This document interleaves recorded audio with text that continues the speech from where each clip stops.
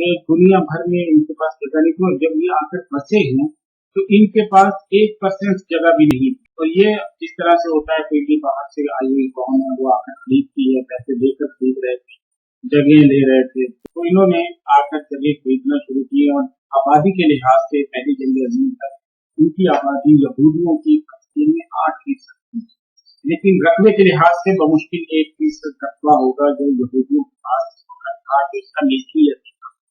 लेकिन बरतानिया क्योंकि जीत चुका था पहली जंग अज़ीम, और फिर उसके बाद दूसरी जंग अज़ीम, और पहली जंग अज़ीम से दूसरी जंग अज़ीम तक यहूदियों को मौका मिला पूरी दुनिया से जमा होने का। तो पहली जंग अज़ीम तक यहूदियों का तनासब था 8% आबादी के लिहाज से। दूसरी जंग अज़ीम तक जो यहूदियों का आबादी के लिहाज से तनासब है वो 30% तक पहुंच गया, लेकिन जो जमीनी तौर पे जो तनासब था वो इनके पास 5% से ज्यादा नहीं था।